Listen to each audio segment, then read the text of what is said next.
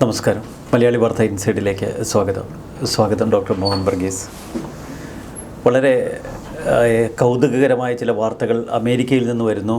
അമേരിക്കയിലെ തന്നെ ചില സാമ്പത്തിക വിദഗ്ധർ ട്രംപിനെ ഇപ്പോൾ പരിഹസിക്കുന്നത് അമേരിക്കയെ കുട്ടിച്ചോറാക്കുന്ന പ്രസിഡന്റ് എന്ന നിലയ്ക്കാണ്.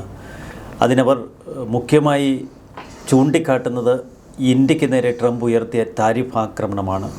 ഒരു വശത്ത് താരിഫ് ആക്രമണം കൊഴുക്കുമ്പോൾ മറുവശത്ത് ഇന്ത്യൻ പ്രധാനമന്ത്രി വളരെ കൂളായി നമ്മുടെ അയൽ രാജ്യമെന്ന് പറയാൻ ജപ്പാനിൽ ചെന്നിറങ്ങുന്നു. അവിടെ ഗായത്രി മന്ത്രം ആലപിച്ചുകൊണ്ട് ഇന്ത്യൻ പ്രധാനമന്ത്രിയെ വരവേൽക്കുന്നു.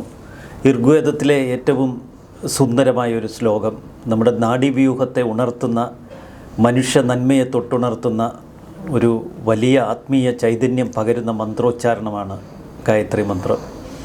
ഗായത്രി മന്ത്രം ഉരുവിട്ട് ഇന്ത്യൻ പ്രധാനമന്ത്രിയെ സ്വീകരിക്കുമ്പോൾ ഇതൊരു വലിയ ചരിത്രത്തിൻ്റെ ഓർമ്മപ്പെടുത്തലാണ്. അനേക നൂറ്റാണ്ടുകളോട് ഇന്ത്യയെ ചേർത്ത് വെച്ച ജപ്പാൻ്റെ ഒരു ചരിത്രം കൂടി ഈ ഗായത്രി മന്ത്രത്തിന് പിന്നിലുണ്ട്.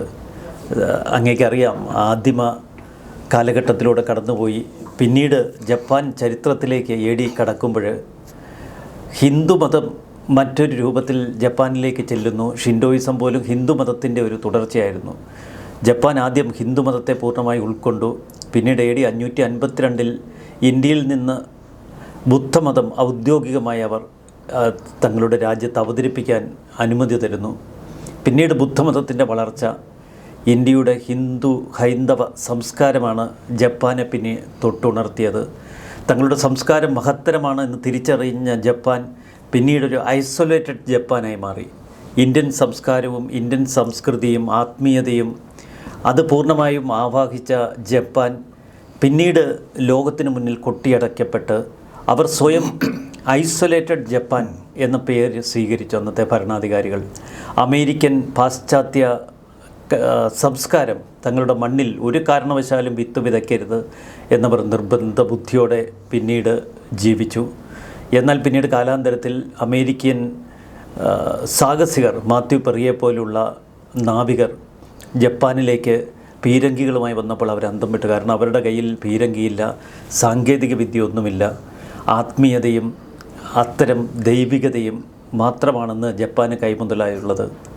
72 പീരങ്കികൾ നിറച്ച കപ്പലുകൾ തങ്ങളുടെ തീരത്തേക്ക് വരുന്നു. പിന്നീട് കറുത്ത കപ്പലുകൾ ആ രാജ്യത്തെ വളയുന്നു. അമേരിക്കയ്ക്ക് ഒന്ന് മാത്രമായിരുന്നു ആവശ്യം, ജപ്പാൻ്റെ മണ്ണ് തങ്ങൾക്ക് മുന്നിൽ തുറക്കണം. ജപ്പാനെ കീഴടക്കേണ്ട, സാഹസികമായി മറ്റൊന്നിലേക്കും അമേരിക്ക അന്ന് ചിന്തിക്കുന്നില്ല. പകരം ജപ്പാനുമായി അവർക്ക് വാണിജ്യ ഇടപാടുകൾ വേണം. പസഫിക്കിൽ അമേരിക്കയ്ക്ക് കൂടുതൽ താവളമുറപ്പിക്കണം, അതിന് ജപ്പാൻ്റെ സഹായം വേണം. മാത്യു പെറിയുടെ സാഹസികമായ നീക്കങ്ങൾ വിജയം കണ്ടു. പിന്നീട് അമേരിക്കയ്ക്ക് കൈകോർത്ത ജപ്പാൻ ഒരു യാഥാർത്ഥ്യം തിരിച്ചറിഞ്ഞു. വലിയൊരു സാങ്കേതിക വിദ്യയുടെ പുതിയ ലോകം തങ്ങൾക്ക് മുന്നിൽ കൊട്ടിയടക്കപ്പെട്ടു എന്ന യാഥാർത്ഥ്യം. പിന്നീട് ലോകം കാണുന്നത് അതിഭയാനക വേഗതയിൽ അമേരിക്കയ്ക്ക് മുകളിൽ കുതിച്ചുയരുന്ന ജപ്പാൻ്റെ സാങ്കേതിക വിദ്യയാണ്.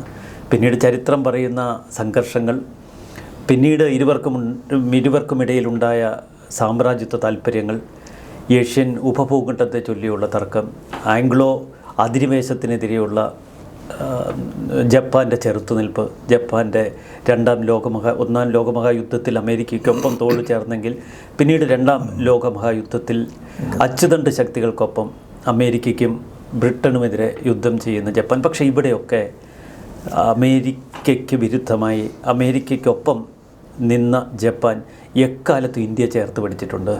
ഇന്ത്യയുടെ സ്വാതന്ത്ര്യത്തിന് വേണ്ടി ജപ്പാൻ മുറവിളി ഉയർത്തി. ഇന്ത്യൻ നാഷണൽ ആർമി അന്ന് ജപ്പാൻ്റെ സഹകരണത്തോടെ ബർമ്മ കടന്ന് ഇന്ത്യൻ അതിർത്തി വരെ എത്തി. അന്ന് ബർമ്മയും മറ്റ് നിരവധി ഏഷ്യൻ രാജ്യങ്ങളുമൊക്കെ പിടിച്ചടക്കി ജപ്പാൻ കുതിക്കുമ്പോൾ ഇന്ത്യയിലെ ആ ദേശസ്നേഹികൾ പ്രതീക്ഷിച്ചിരുന്നു ഇന്ത്യ രക്ഷിക്കാൻ ജപ്പാൻ എത്തുമെന്ന്. പക്ഷെ പിന്നീട് അമേരിക്കയുടെ ഹിരോഷിമ നാഗസാക്കി ആക്രമണം, അച്ചുതണ്ട് ശക്തികളുടെ തകർച്ച നമ്മൾ കാണുന്ന ലോകമഹായുദ്ധത്തിൽ പിന്നീട് ഗതി തിരിഞ്ഞൊഴുകുന്ന ഒരു ലോകക്രമത്തെയാണ്. പക്ഷേ അവിടെ പിന്നീട് നമ്മൾ കാണുന്നത് അമേരിക്ക ജപ്പാനോട് കൈകോർക്കുന്നു. അമേരിക്കൻ സൈനിക അധിനിവേശത്തിന് ശേഷം ജപ്പാൻ്റെ ഏറ്റവും വലിയ വാണിജ്യ പങ്കാളിയായി അമേരിക്ക മാറുന്നു. തകർന്നടിഞ്ഞ ജപ്പാൻ സാമ്പത്തിക വ്യവസ്ഥ പിന്നീട് 2010 വരെ ലോകത്തിലെ രണ്ടാമത്തെ സമ്പദ് വ്യവസ്ഥയായി നിന്നു. പക്ഷേ ഇവിടെയൊക്കെ ഒളിഞ്ഞും തെളിഞ്ഞും അമേരിക്ക തങ്ങളുടെ ഏറ്റവും വലിയ കരുത്തായി കൈമുതലായി കയ്യിൽ വെച്ചിരുന്ന ജപ്പാനിലേക്ക് ഇന്ത്യൻ പ്രധാനമന്ത്രിയുടെ ഇപ്പോഴത്തെ യാത്ര, അതിന് വലിയ ചരിത്ര പശ്ചാത്തലമുണ്ട്. അതിലപ്പുറം അമേരിക്കയ്ക്കെതിരെയുള്ള ഇന്ത്യൻ നീക്കങ്ങളുടെ ഏറ്റവും വലിയൊരു വിജയമല്ലേ ഇപ്പോൾ നമ്മൾ കാണുന്ന ഈ 5,65,000-ത്തിലേറെ രൂപയുടെ ധാരണാപത്രങ്ങൾ, ജപ്പാൻ്റെ പുതിയ വാഗ്ദാനങ്ങൾ, ഇന്ത്യക്ക് മുന്നിൽ തുറന്നിട്ട വ്യാവസായിക ഇടനാഴികൾ, അതല്ലേ അത് വ്യക്തമാക്കുന്നത്? ഗായത്രി മന്ത്രത്തിൽ തുടങ്ങി ഇപ്പോൾ മോദിയുടെ വിസിറ്റ് വരെ എത്തി നിൽക്കുന്ന ഒരു വിശാല ഭൂമിക. ഇവിടെ ശരിയാണ്, ഇന്ത്യയുടെ നാഡീഞരമ്പുകൾ, ഒരുപക്ഷെ രാഷ്ട്രീയ നാഡീഞരമ്പുകൾ തഴുകി ഉണർത്താൻ ഗായത്രി മന്ത്രത്തിന് വൈകിയെങ്കിലും കഴിയുന്നു എന്നതിൻ്റെ സൂചനയാണ്. ശരിയാണ്, എക്കാലത്തും ജാപ്പനീസ് ഇക്കോണമി ഒരു വലിയ സാധ്യതയായിരുന്നു ഭാരതത്തെ സംബന്ധിച്ചിടത്തോളം. ഭാരതം 1991 തന്നെ 1991 തന്നെ ലുക്ക് ഈസ്റ്റ് പോളിസിയുമായി ജപ്പാന് നേരെ ഒരു വാതായനം തുറന്നിട്ടു. പക്ഷേ അത് വാക്കിലൊതുങ്ങി, റെറ്ററിക്കിലൊതുങ്ങി. ആ റെറ്ററിക്കിൻ്റെ മുഖ്യ ആകർഷണം ഒരു സോഫ്റ്റ് പവർ ഡിപ്ലോമസി ആയിരുന്നു. അത് നരസിംഹറാവുവിൻ്റെ കാലത്തിന് ശേഷം മൻമോഹൻ സിംഗും മൻമോഹൻ സിംഗും കഴിഞ്ഞ മോദിയിലെത്തി നിൽക്കുമ്പോൾ കുറച്ചുകൂടി റിയലിസ്റ്റിക്കായ ആക്ട് ഈസ്റ്റ് പോളിസിയായി മാറി. അതിൻ്റെ അടിസ്ഥാനം ശ്രീ സോയ്മോൻ നേരത്തെ സൂചിപ്പിച്ച Hinduism, Buddhism, Ayurveda, yoga, that is the connect between, there is A cultural historical connect between India and the far east. അതിനിടയിൽ വരുന്ന സൗത്ത് ഈസ്റ്റ് ഏഷ്യൻ രാജ്യങ്ങൾ ഉൾപ്പെടെ ഒരു ബുദ്ധിസ്റ്റ് കൾച്ചറും ഹൈന്ദവ ഒരു കൾച്ചറും, ഒരു വിശാല ഹൈന്ദവ സംസ്കാരം, അതിൻ്റെ എല്ലാം അനുരണങ്ങൾ ഉള്ള മേഖലയാണ്. എന്നാൽ പടിഞ്ഞാറോട്ട് അങ്ങനെയല്ല. അതുകൊണ്ടാണ് ഇന്ത്യയുടെ കിഴക്കോട്ട് നോക്കൽ, ഇപ്പോൾ കിഴക്കോട്ട് പ്രവർത്തിക്കൽ നയത്തിൻ്റെ ഹബ്ബായി പ്രവർത്തിക്കേണ്ട രാജ്യം എക്കാലത്തും ജപ്പാൻ തന്നെയാണ്. ഇപ്പം ജപ്പാനിൽ ഷിൻറ്റോയിസം, ബുദ്ധിസം ഇത് രണ്ടും തന്നെ ഈ ക്ഷയോന്മത്തമാണെന്ന് പറയുമ്പോഴും അമേരിക്കൻ കൾച്ചറുമായി തട്ടിച്ചു നോക്കുമ്പോൾ കുറച്ചുകൂടി ഐഡൻറ്റിറ്റി കോൺഷ്യസ് വ്യക്തിത്വങ്ങളാണ് ജപ്പാനിലുള്ളത്. അവരുടെ ബിസിനസ് പ്രാക്ടീസുകൾക്കുള്ളിലും അവരുടെ മറ്റ് നീക്കങ്ങൾക്കുള്ളിലും എല്ലാം തന്നെ ആ ഒരു കൾച്ചറൽ ഒരു ഓവർച്യൂവേഴ്സ് കാണാം. ഇത് കാണാതെ ഇരുന്നു എന്നതാണ് മുൻകാലങ്ങളിൽ ഇന്ത്യയുടെ ഒരു പോരായ്മ. ഇപ്പോൾ അത് വൈകിയെങ്കിലും അത് കണ്ടെത്തിയിരിക്കുന്നു. അവിടെ ഒരു കണക്ട് ചൈനയുമായിട്ടും ഉണ്ട്. ജപ്പാൻ ചൈന ബന്ധങ്ങളൊക്കെ എക്കാലത്തും ഏറെയും കുറഞ്ഞുമൊക്കെ ഇരുന്നു. വൈരാഗ്യമുണ്ട്, വാശിയുണ്ട്. വലിയ രീതിയിലുള്ള ചൈനീസ് അതിക്രമങ്ങൾക്ക് ജപ്പാനും ജാപ്പനീസ് ക്രൂരതകൾക്ക് ചൈനയുടെ കിഴക്കൻ പ്രദേശങ്ങളും വിധേയമായി. പക്ഷേ സാംസ്കാരികമായി ഒരൊറ്റ ബെൽറ്റിൽ പെടുന്ന മേഖലയാണ്. ഇവിടെ മാറി വരുന്ന ലോകക്രമത്തിൽ, പ്രത്യേകിച്ച് ട്രംപിൻ്റെ വ്യാപാര യുദ്ധത്തിൻ്റെ ഈ നാളുകളിൽ ജപ്പാനും ചൈനയും ഭാരതവും മാറി ചിന്തിക്കുമോ? ഇതാണ് കാതലായ ചോദ്യം. അങ്ങനെ മാറി ചിന്തിക്കണമെങ്കിൽ what is the catalyst?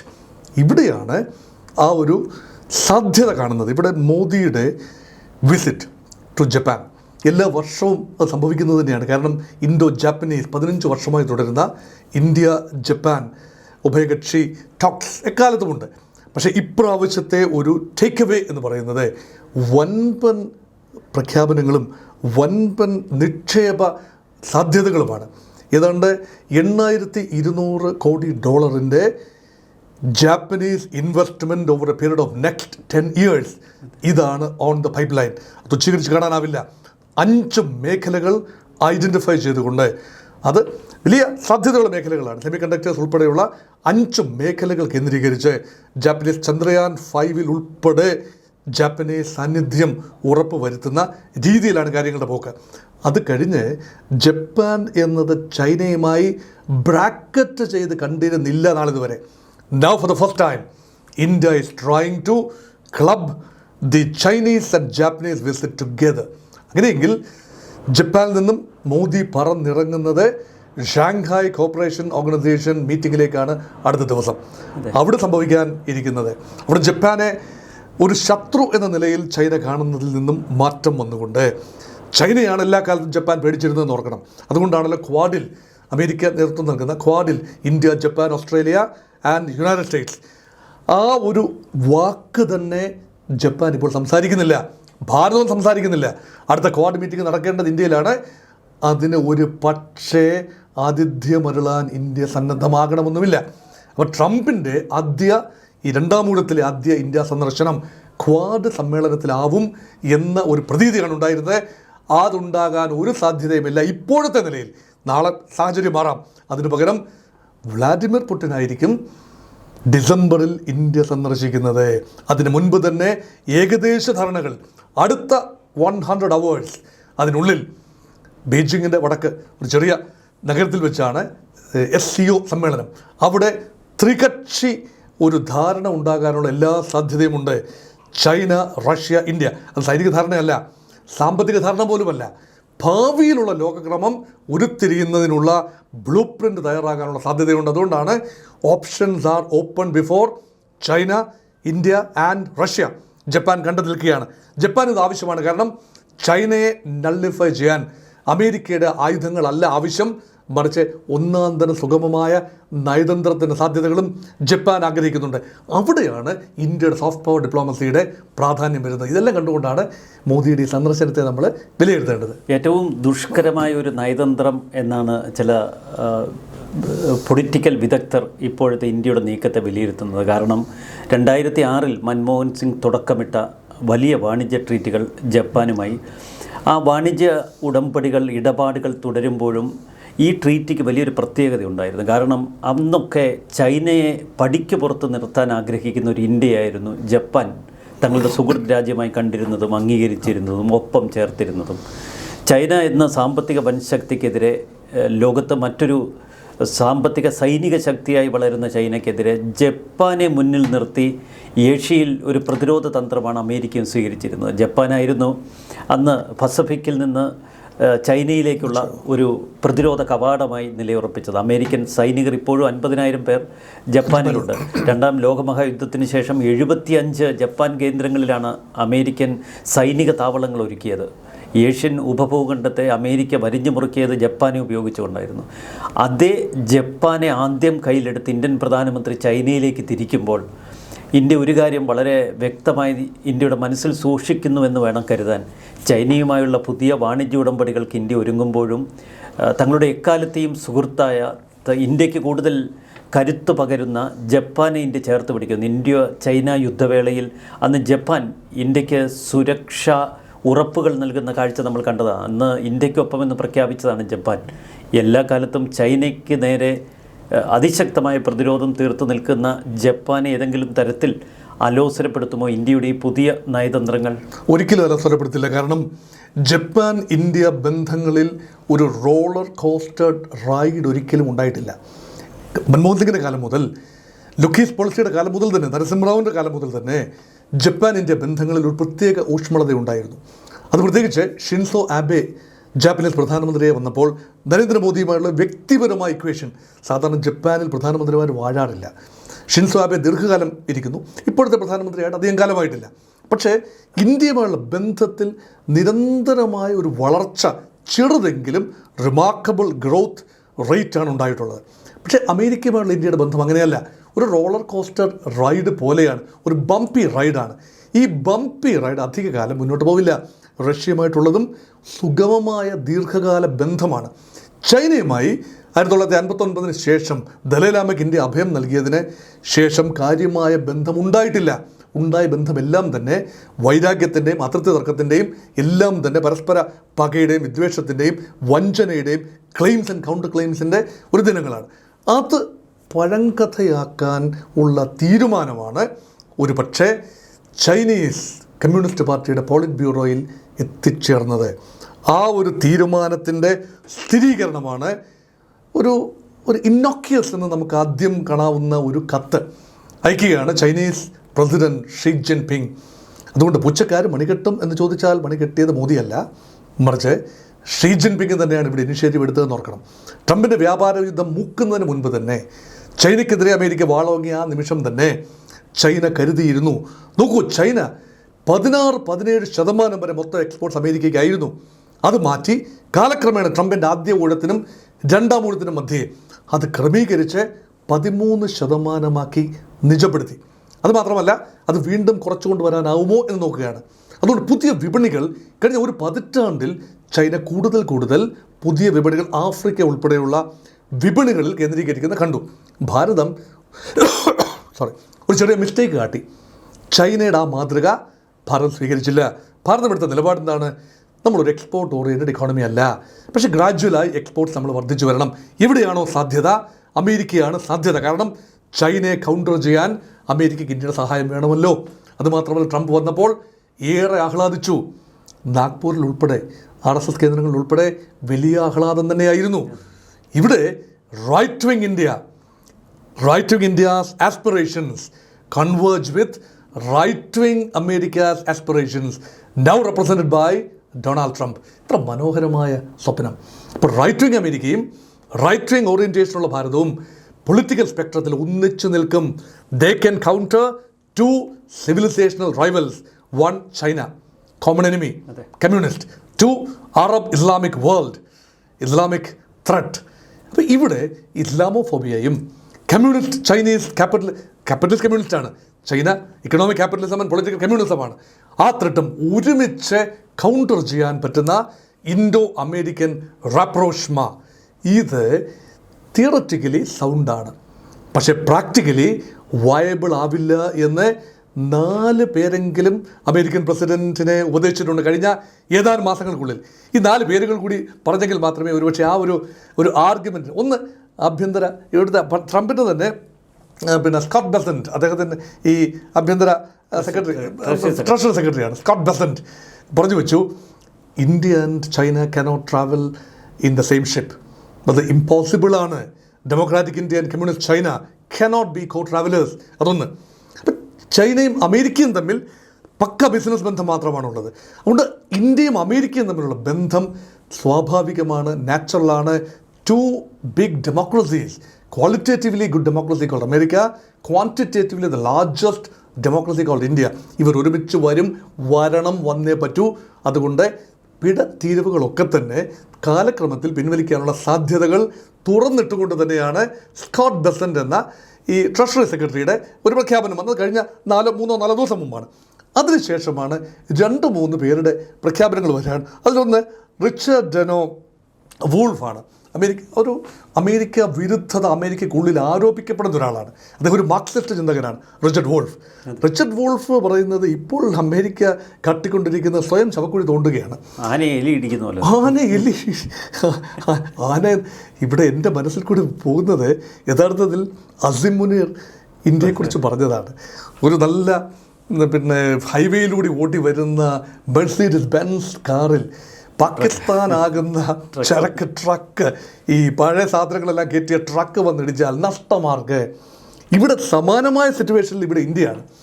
India ഒരു സ്ലീപ്പിംഗ് ജയൻ്റാണ്, എലിഫൻറ്റ് ഓഫ് എ ക്യാരക്ടർ. ഇവിടെ വലിയ ഒരു മുഷ്ടി ചുരുട്ടി എലി ചെറുതാണ്, അമേരിക്കയാകുന്ന ചെറിയ ഒരു എലി. അമേരിക്ക എലിയെന്നാണ് റിച്ചാർഡ് ബ്ലൂഫോർഡ്. അമേരിക്ക എലിയാണ്.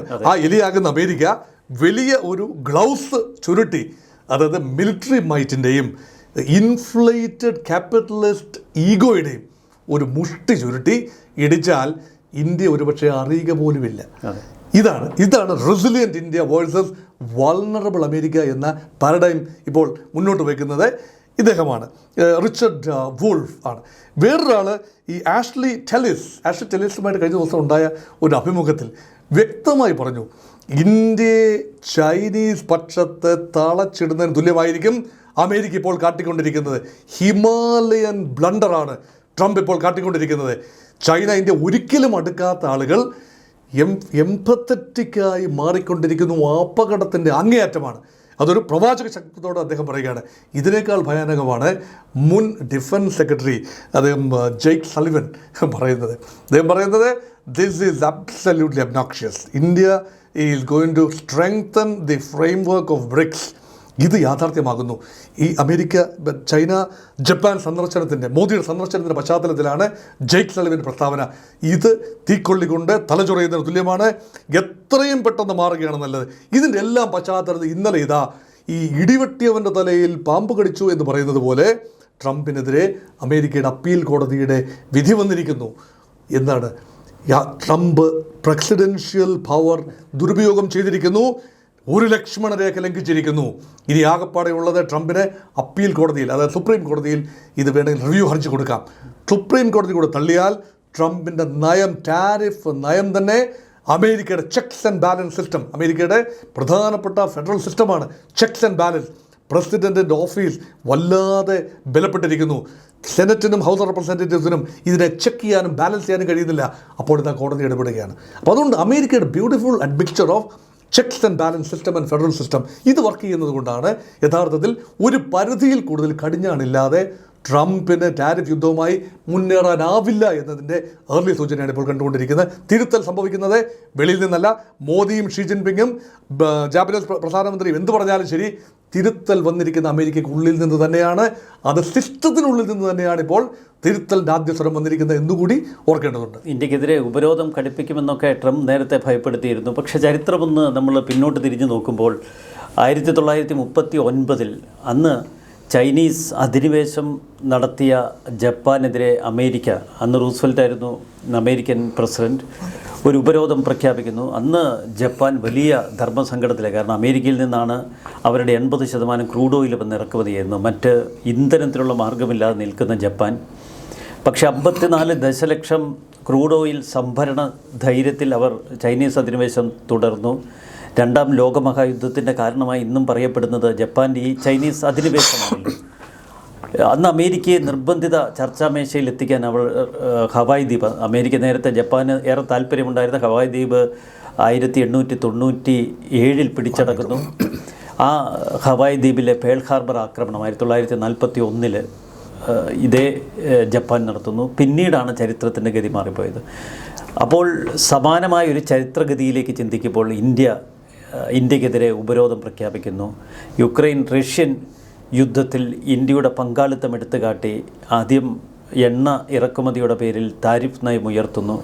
ട്രംപ് പറയുന്നു അവിടെ കൊണ്ട് അവസാനിക്കില്ല, റഷ്യക്കെതിരെ ഉന്നയിച്ചിരിക്കുന്ന ഉപരോധങ്ങൾ ഒരുപക്ഷെ ഇന്ത്യക്ക് മേൽ ഞങ്ങൾ പ്രയോഗിക്കും ഇന്ത്യ നയം തിരുത്തിയില്ലെങ്കിൽ. അവിടെ വളരെ തൻ്റെ ഇടത്തോടെ ഭയപ്പെടാതെ നിൽക്കുന്ന ഇന്ത്യൻ പ്രധാനമന്ത്രി ചേർത്ത് പിടിക്കുന്ന റഷ്യൻ പ്രസിഡൻറ്റ്. ഇപ്പോൾ ജപ്പാനെ കൂടി ഈ ഒരു സഖ്യത്തിലേക്ക് ഒരിക്കലും ഇന്ത്യക്ക് കൊണ്ടുവരാൻ കഴിയില്ല. പക്ഷേ ഇന്ത്യൻ നയത്തിലേക്ക് കൊണ്ടുവരാൻ കഴിഞ്ഞാൽ അമേരിക്കയുടെ ഒരു ലോക പോലീസ് നയമൊക്കെ അവിടെ പൂർണ്ണമായും പാളില്ലേ? Politics makes strange bedfellows, ഇതാണ് ഒരു ആപ്തവാക്യം. അത് ശരിയാണ്. എപ്പോഴും ഒരിക്കലും ചേരില്ല എന്ന് കരുതുന്ന ചിലരെല്ലാം, ചില രാജ്യങ്ങളെല്ലാം ചില പ്രത്യേക സന്ദർഭങ്ങളിൽ ഒന്നിച്ച് നിൽക്കാനുള്ള സാധ്യതയുണ്ട്. ഇവിടെ നോക്കൂ, അതുകൊണ്ടാണല്ലോ ഒന്നാം ലോകമഹായുദ്ധത്തിലെ ശാക്തിക ചേരികൾ രണ്ടാം ലോകമഹായുദ്ധത്തിൽ ജപ്പാൻ മാറിയല്ലോ. ജപ്പാൻ ഒന്നാം ലോകമഹായുദ്ധത്തിലെ നിലപാടല്ലല്ലോ രണ്ടാം ലോകമഹായുദ്ധത്തിലെ നിലപാട്. ഇവിടെ ജപ്പാനെ സംബന്ധിച്ചിടത്തോളം വൺ ഹോൾ സർക്കിൾ അത് തിരിച്ചിരിക്കുന്നു. അതിനർത്ഥം ജാപ്പനീസ് മനസ്സിലൂടെ ഒരു പ്രയാണം കൂടെ നടത്തേണ്ടതുണ്ട്. ഒരിക്കലും അടിമ മനോഭാവമുള്ളവരല്ല ജാപ്പനീസ് ജനത. അപ്പോൾ അവർ പുരോഗമന മനസ്സുള്ളവരാണ്. ഒരുപക്ഷെ രാജഭരണത്തിൻ്റെ ഈ ഉദയസൂര്യൻ്റെ നാട്ടിൽ സൂര്യഭഗവാന്റെ പ്രതിപുരുഷനായ ജാപ്പനീസ് രാജാവ് അതൊരു പ്രതീകമാണ്. ആ രാജാവിൻ്റെ കീഴിൽ ജപ്പാൻ ജനത വലിയ മോഹങ്ങളാണ് ഇപ്പോഴും പുലർത്തുന്നത്. മോഡേൺ ടൈമാണ്, അന്ധവിശ്വാസങ്ങളൊന്നും അല്ല. പക്ഷേ അവരുടെ കൾച്ചറൽ ഐഡൻറ്റിറ്റിക്ക് മേൽ കരുനിഴൽ വ്യാപിച്ച് മിലിറ്ററി മൈറ്റ് കാട്ടിക്കൊണ്ട് കരുനിഴലായി നിൽക്കുന്ന അമേരിക്കയുടെ മേധാവിത്വത്തെ പൂർണ്ണ മനസ്സോടെ അല്ല ജപ്പാൻ സ്വീകരിക്കുന്നത്. There was A convergence of business interest. Japanese economy 40 മുതൽ 70 വരെ കുതിച്ചു പാഞ്ഞത് അമേരിക്കയുടെ കൂടെ പിന്തുണയുള്ളത് കൊണ്ടും വിപണി ഉള്ളത് കൊണ്ടുമാണ്. ജാപ്പനീസ് എക്സ്പോർട്സിന് അമേരിക്കയിൽ വിപണി കണ്ടെത്താനായതുകൊണ്ടാണ് ജപ്പാൻ വ്യവസായങ്ങൾ വളർന്നതും GDP കുതിച്ചുയർന്നതും. യുദ്ധത്തിൻ്റെ പരിക്കുകളെല്ലാം തന്നെ ഒരു 3 പതിറ്റാണ്ട് കൊണ്ട് പൂർണ്ണമായി മായ്ച്ചു കളഞ്ഞ് അമേരിക്ക പിന്നിൽ 2ാം സ്ഥാനത്ത്, അല്ലെ 1-2 സ്ഥാനങ്ങളിലായി ഇക്കോണമി ക്രമീകരിച്ചത് അതുകൊണ്ടാണ്. ഇപ്പോൾ താഴെ പോയിരിക്കുന്നു. ചൈനയുടെ വരവോടുകൂടി ഈ ഈസ്റ്റേൺ സമവാക്യങ്ങൾ മാറി മറിഞ്ഞു. ജപ്പാൻ്റെ ഗ്രോത്ത് റേറ്റ് തറച്ചു നിൽക്കുകയാണ്. 1%, 1.5%, 2%. ഒരു സാച്ചുറേഷൻ പോയിന്റിലായി. Japan is a geriatric country. അവിടെ ചൈൽഡ് ബർത്ത് വളരെ കുറവാണ്. Average age of population is very high. ചൈനയ്ക്കും അതേ വിപത്തുണ്ടാകുന്നു. 70കളിലെ 1 ചൈൽഡ് പോളിസി ചൈനയുടെ, ആ ഒരു പോളിസിയുടെ തിക്തഫലം ഇപ്പോഴാണ് അനുഭവിക്കുന്നത്. ഏക കുട്ടി അതെ. എന്ന് പറയുമ്പോൾ ഇവിടെ പ്രൊഡക്ടിവിറ്റി കുറയുകയാണ്. ഇന്ത്യയുടെ ശരാശരി പ്രായം 28.8 ചൈനയുടെ അതിനേക്കാളും 10 വർഷങ്ങൾ കൂടുതലാണ്. ശരാശരി പ്രായം 10 വർഷം കൂടുതലാണ് ആവറേജ് ചൈനീസ് പൗരൻ്റെ ശരാശരി പ്രായം. ഇവിടെ നോക്കുമ്പോൾ ഭാവി വളർച്ചാ സാധ്യത ലോകത്തിലേറ്റവും കൂടുതൽ വളർച്ചാ സാധ്യത ഇന്ത്യയിലാണ്, യാതൊരു സംശയവുമില്ല.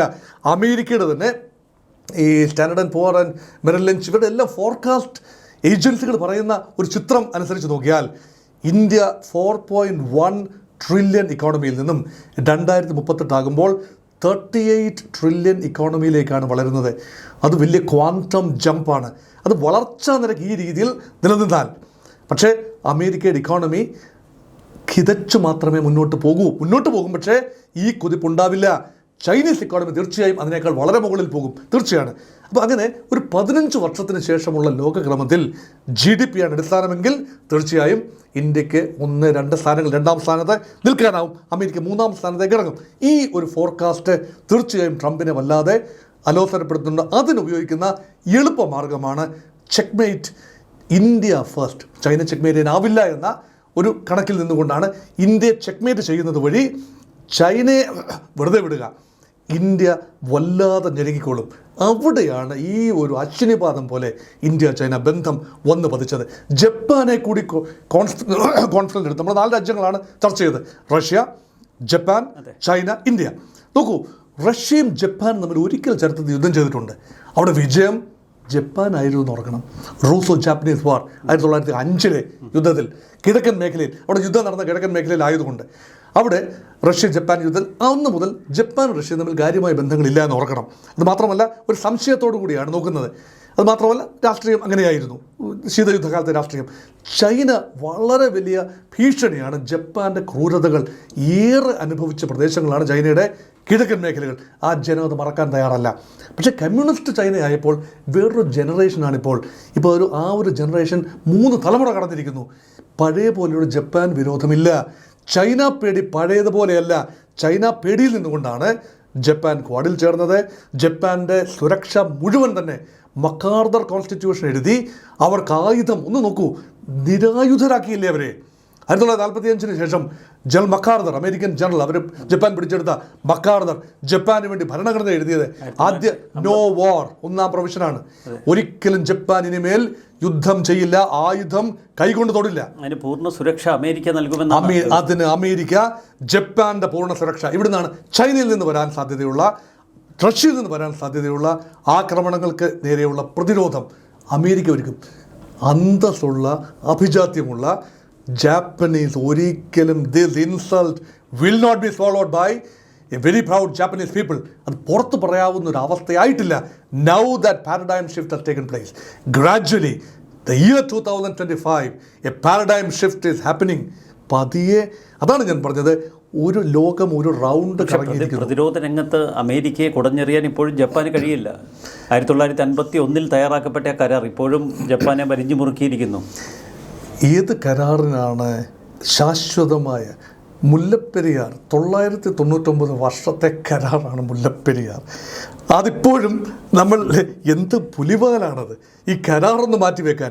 ഒരു കരാറിനും ഒരു സർട്ടൻ പീരീഡിന് ശേഷം ഷെൽഫ് ലൈഫ് ഉണ്ടാവില്ല. അതുകൊണ്ടാണ് ജാപ്പനീസ് ചൈനീസ് റൈവലറി പഴങ്കഥയാവുകയാണെങ്കിൽ അത് ടു ഓപ്റ്റിമിസ്റ്റിക്. ഇപ്പോൾ അത് പറഞ്ഞാൽ ആളുകൾ പറയും, ഒരു അക്കാഡമിക് രംഗത്തുള്ളവർ പറയും, ഇതെന്തൊരു അബദ്ധമാണ് പറയുന്നത്. ലോക രാഷ്ട്രീയം അങ്ങനെയാണ്. നിരന്തരം ശത്രുതയിൽ ഉണ്ടായിരുന്ന രാജ്യങ്ങളാണ് ഏറ്റവും അധികം സുഹൃത്ത് ബന്ധങ്ങളുണ്ടായത്. ഇവിടെ ജിയോ പൊളിറ്റിക്കൽ ബൗണ്ടറീസിന് വലിയ രീതിയിലുള്ള മാറ്റങ്ങൾ വരികയാണ്. ജിയോ സ്ട്രാറ്റജിക് കൺസിഡറേഷനിൽ വരുന്ന മാറ്റം, ബൗണ്ടറികളെ നിലനിർത്തിക്കൊണ്ട് തന്നെ പരസ്പര ബഹുമാനം. ചൈനയ്ക്ക് വേണ്ടത് എണ്ണയാണ്, ജപ്പാന് വേണ്ടത് എണ്ണയാണ്, ഇന്ത്യക്ക് വേണ്ടത് എണ്ണയാണ്. ഇത് കൊടുക്കാൻ കഴിയുന്ന 2 രാജ്യങ്ങളാണുള്ളത്. 1 ഇറാൻ, 2 റഷ്യ. അപ്പം ഇവിടെ ഒരുപാട് സാധ്യതകൾ, എല്ലാം ഏഷ്യനാണ്. ഇവിടെ എല്ലാം ഏഷ്യ തന്നെയാണ്.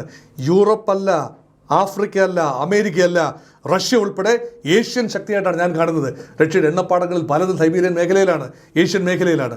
ഇവിടെ ഏഷ്യൻ ഡൈനമിക്സിൽ Iran, Russia, China, Japan, India ഇതെല്ലാമാണ് നാളുകളിൽ വലിയ വാർത്തകളാകേണ്ടത്, നാളെ വലിയ സംഭവങ്ങളാകേണ്ടത്. ഒരു യൂറോപ്യൻ സഖ്യം വരാമെങ്കിൽ തീർച്ചയായിട്ടും ഏഷ്യൻ രാജ്യങ്ങളിൽ ഒരു സഖ്യത്തിലേക്ക് കടക്കാം.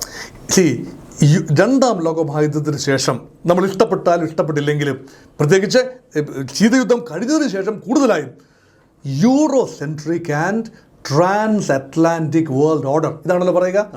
ലോകക്രമത്തെ ഒരിക്കലും ഏഷ്യൻ കണ്ണുകളിൽ കൂടി കണ്ടിട്ടില്ല. നമ്മൾ ഈ അടുത്ത സമയത്താണ് വെസ്റ്റ് ഏഷ്യ എന്ന് പറയാൻ പഠിച്ചത് തന്നെ, ഈസ്റ്റ് ഏഷ്യ എന്ന് പറയാൻ പഠിച്ചത് തന്നെ. അതുവരെ എന്താ പറഞ്ഞിരുന്നത്? Middle east. സായിപ്പിൻ്റെ കണ്ണുകളിലൂടെ, യൂറോപ്യന്മാരുടെ അമേരിക്കയുടെ കണ്ണുകളിലൂടെ മാത്രമേ നമ്മൾ ഭൗമരാഷ്ട്രീയത്തെ പോലും കണ്ടിട്ടുള്ളൂ. ഇപ്പോൾ ഇതാ നമ്മൾ മാറി ചിന്തിച്ചിരിക്കുന്നു. Asia is the power centre. ലോക ജനസംഖ്യയുടെ പകുതിയും ഏഷ്യയിലാണ് അധിവസിക്കുന്നത്. ലോകത്തിൻ്റെ റിസോഴ്സസിൻ്റെ പകുതിയിലധികവും ഏഷ്യയിലാണ്. ആ ഒരു റിസോഴ്സസിൻ്റെ വിതരണ പ്രക്രിയയിൽ കാര്യമായ മാറ്റം മറിച്ചിലുകൾ, അത് ട്രേഡിൻ്റെ രൂപത്തിലും ഇൻറ്റേർണൽ കൺസംപ്ഷൻ രൂപത്തിലും മാറ്റം മറിച്ചിലുകൾ ഉണ്ടായാൽ അമേരിക്ക നയിക്കുന്ന ട്രാൻസ് അറ്റ്ലാന്റിക്, പശ്ചിമ യൂറോപ്പും അമേരിക്ക നയിക്കുന്ന ലോകക്രമത്തിന് ബദലുകളുണ്ട് എന്നതിൻ്റെ ആദ്യ സൂചന. അതുകൊണ്ട് ഒരുപക്ഷെ 2025 വർഷം നമ്മൾ എഴുതി ചേർക്കുന്നത് 1991 ഒരു നിർണായക വർഷമായിരുന്നു. ശീതയുദ്ധം അവസാനിച്ച വർഷം, 45 രണ്ടാം ലോകമഹായുദ്ധം അവസാനിച്ച വർഷം. അതിനുശേഷം പിന്നെ പ്രധാനപ്പെട്ട പാരഡൈം ഷിഫ്റ്റിൻ്റെ വർഷമായി ഒരു പക്ഷേ എഴുതി ചേർക്കാൻ പറ്റുന്ന വർഷമായി 2025 വർഷം. ഭാവിയിൽ ഒരുപക്ഷെ ചരിത്രകാരന്മാർ ഇവിടെയാണ് ഷിഫ്റ്റ് സംഭവിച്ചത്. അമേരിക്ക ഇന്ത്യ വ്യാപാര കരാർ പരാജയപ്പെട്ടിടത്താണ് ലോകം മാറി ചിന്തിച്ചത്. ഏഷ്യയുടെ ഉദയം, the arrival of India and China and also a rejuvenated Japan in the big side. Rejuvenated Japan ഞാൻ പറയാൻ കാരണമുണ്ട്. ജപ്പാൻ സാച്ചുറേഷനിലാണ്, ഇനി വളരില്ല, ഈ മോഡലിൽ വളരില്ല. ഇവിടെ ചൈന സഹകരണം, ഇന്ത്യ സഹകരണം ആണ് ബാക്കി ജപ്പാനുള്ളത്. അവിടെയാണ് മാർക്കറ്റ്. ജപ്പാൻ ഇപ്പോൾ അമേരിക്കൻ മാർക്കറ്റ് മാത്രം കണ്ടുകൊണ്ട് മുന്നോട്ട് പോകാനാവില്ല. ജപ്പാന് പ്രൊഡക്റ്റീവായിട്ട് അമേരിക്കയിലേക്ക് എക്സ്പോർട്ട് ചെയ്യാനാവില്ല. ഇന്ത്യൻ ഉപഭോക്താക്കളെ ജപ്പാൻ വേണമെങ്കിൽ അവർക്ക് ഉറപ്പായിട്ട് 36 കോടി ജനമാണ് ഇന്ത്യയുടെ മധ്യവർഗം. അതില്ലാതെ ജപ്പാന് മുന്നോട്ട് പോകാനാവില്ല. ചൈനയുടെ ഉപഭോക്താക്കളെ ആവശ്യമുണ്ട്, പരസ്പരം അങ്ങോട്ടും ഇങ്ങോട്ടും ആവശ്യമുണ്ട്. ഇതുകൊണ്ടാണ് convergence of economic and trade interest, later strategic interest. അതൊരു മിലിറ്ററി കടക്കിൽ മാത്രമല്ല കാര്യങ്ങൾ ഇപ്പോൾ ജപ്പാനും ചൈനയും ഇന്ത്യയും റഷ്യയും കാണുന്നത് എന്നത് ശുഭോദർക്കമായ കാര്യമായി കാണുന്നു. വളരെ നന്ദി ഡോക്ടർ മോഹൻ വർഗീസ്. നന്ദി, നമസ്കാരം.